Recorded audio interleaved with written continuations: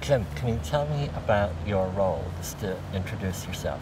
Yeah, sure. My day job is Research Director for the UK Energy Research Centre, which is based at Imperial College, but I'm also a member of the UK's Committee on Climate Change, which recommends the carbon budgets for the UK. Right. I should say I've got a history with the motor industry in the UK. I was involved in the first Automotive Innovation and Growth team, Right. and I was Launch Director for the Low Carbon Vehicle Partnership. Right. Okay, great. Can you give me a summary of what your CO2 findings were, just as an overview?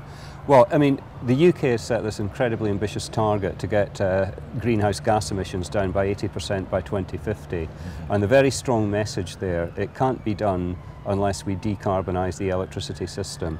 Right. And we could go most of the way by 2030, in fact, and have a very low carbon electricity sector. Right. Okay. If you follow the logic through with that, it means you would want to take electricity into parts of the economy where it hasn't been used before. Right. So the two classic areas would be in buildings, where you could move to heat pumps, or in the transport sector, where electric vehicles, plug-in hybrids are a fairly obvious solution. Okay. Quite a topical point with what we've had going on in Japan. How big a role do you think nuclear will play in moving toward that low carbon? Well, there are three big options for decarbonising electricity. Nuclear power is one of them, renewables are the second, and the third, which hasn't really been demonstrated yet, is taking carbon dioxide emissions out of emissions from coal or gas-fired power stations. They're all potentially in play. And in principle, you could probably do without one of these options.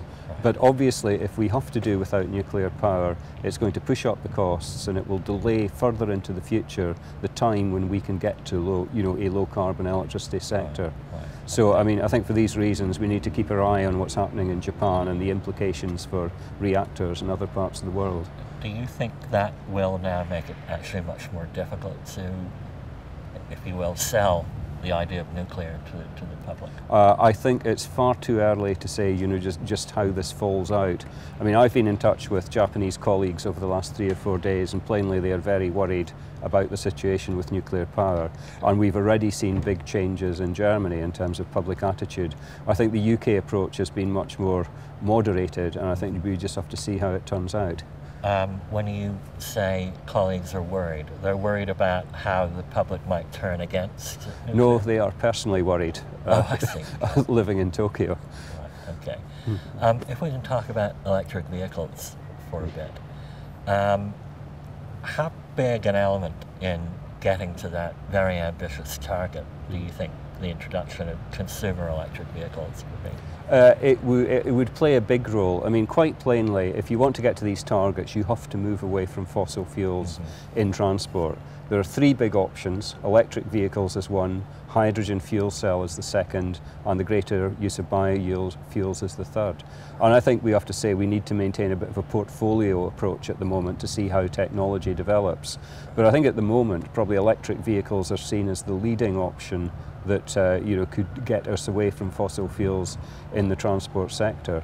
So by 2020, the Committee on Climate Change's kind of indicator for 2020 is, I think, about 15 or 16% of new vehicles either being electric or plug-in hybrid.